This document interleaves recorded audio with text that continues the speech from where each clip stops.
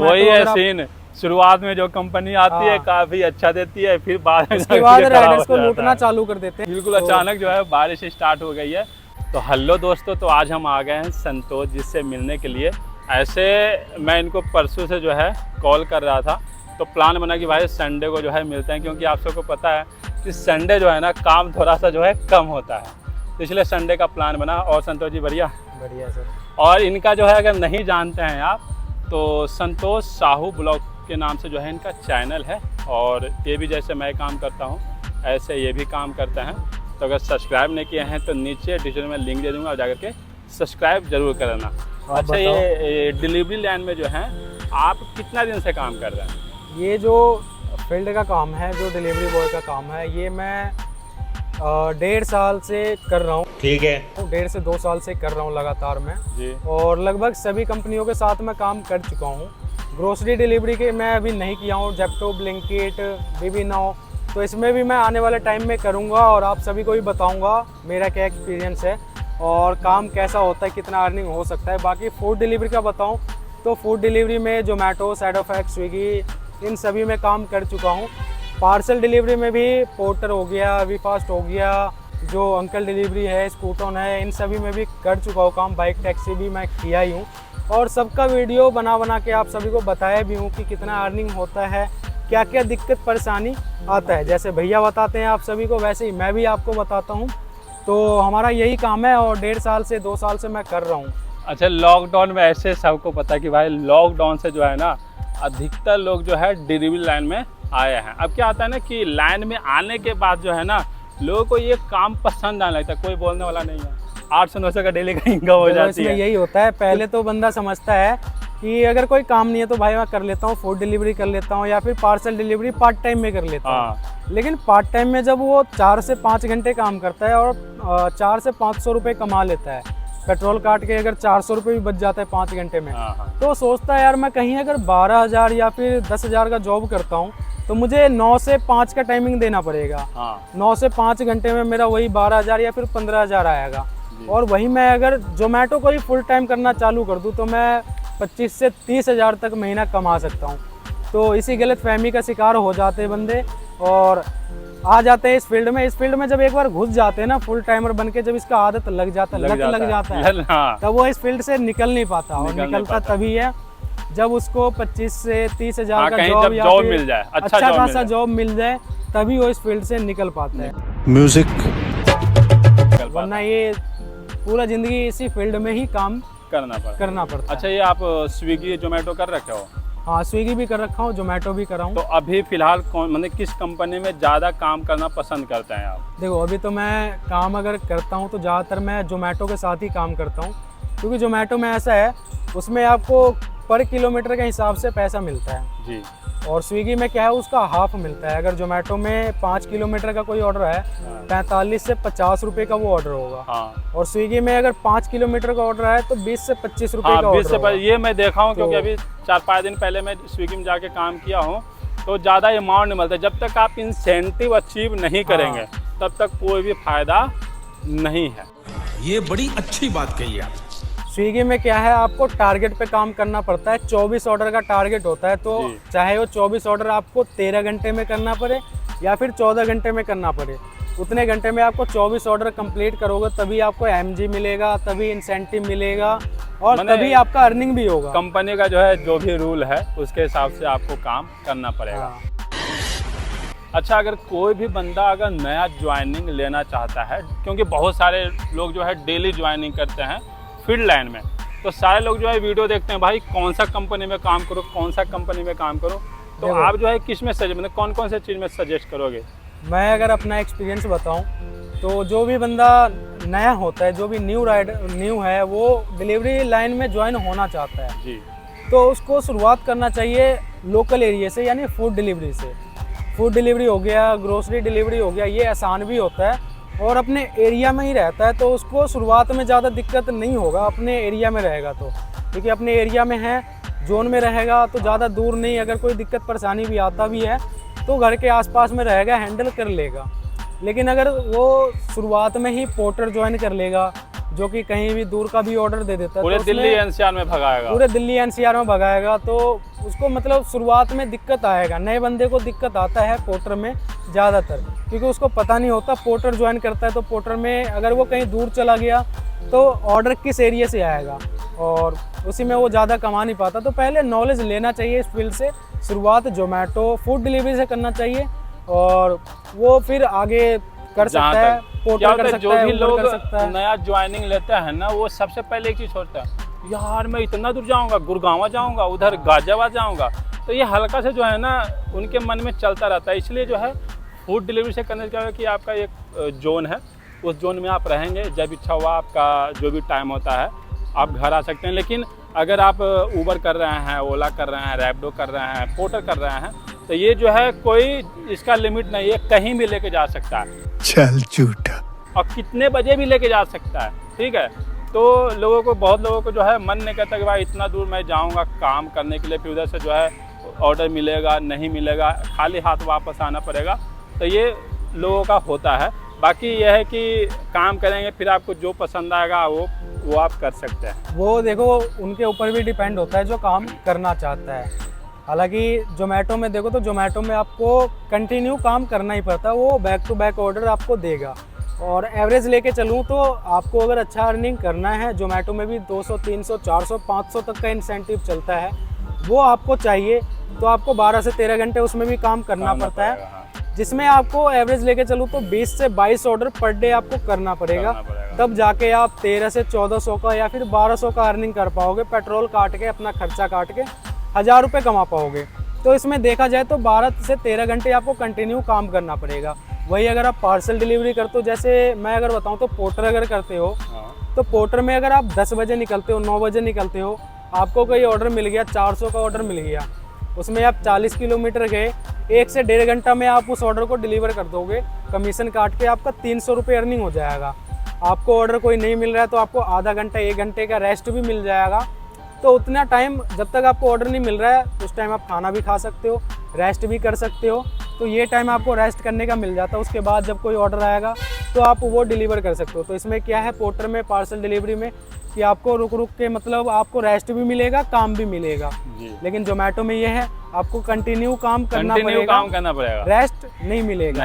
ऐसे ही उबर में भी है। उबर में अगर आप बाइक टैक्सी करते हो, रैपिडो करते हो, ओला करते हो, तो इसमें आपको मेहनत कम है।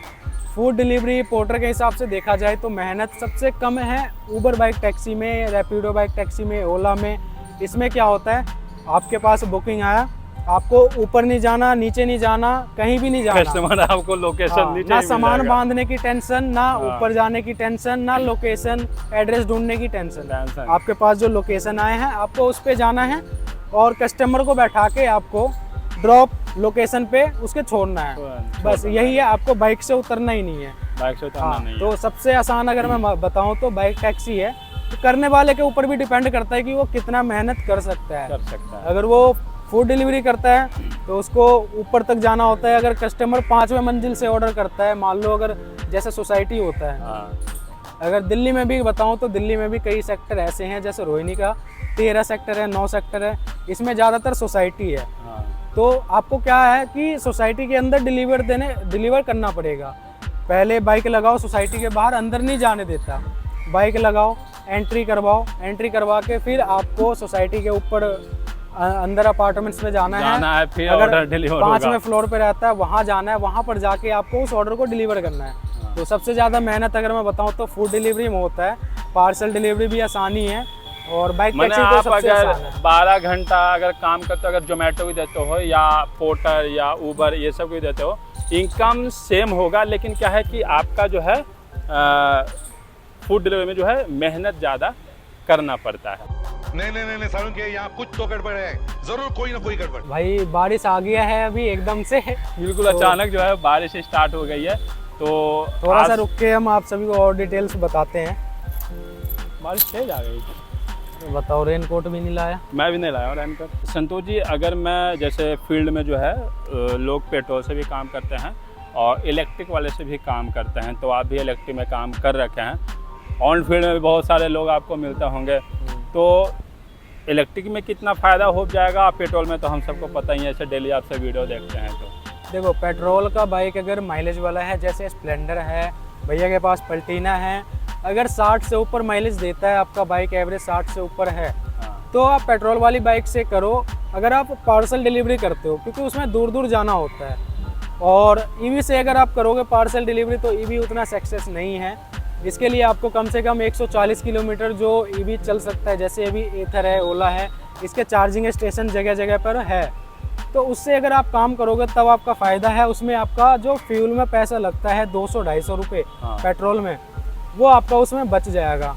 वैसे कोई अगर जिसका चार्जिंग स्टेशन है ही नहीं कहीं पर, और आप चले गए यहाँ से 40 किलोमीटर नोएडा चले गए, तो फिर उधर से आपको आने के लिए आपको घर के रूट का ही ऑर्डर मिलेगा जी, तभी आप आ सकते हो। अगर मान लो वहाँ से आपको गुड़गांव का मिल गया, तो आप वहाँ जाओगे, चार्जिंग स्टेशन नहीं मिला, तो फिर इसमें लफड़ा है। वही अगर आप फूड डिलीवरी करते हो तो ईवी उसमें बेस्ट है। फूड डिलीवरी में ईवी से आप लोकल रहोगे तो आप घर पे भी आके चार्ज कर सकते हो 2-3 घंटे, या फिर आपके पास अगर एक्स्ट्रा बैटरी है तो वो भी चेंज कर सकते हो। तो ईवी से आप फूड डिलीवरी में करो तो ईवी से बढ़िया है। अच्छा, ये जो रेंट पे जो मिलती है इसके साथ, इससे मतलब जैसे जीप हो गया, ईवीज हो गया, यूमा चल रहा है अभी, साइकिल के आईडी पे यूमा में काम करे, तो इसका क्या मैंने कुछ बता सकते हो इसके बारे में?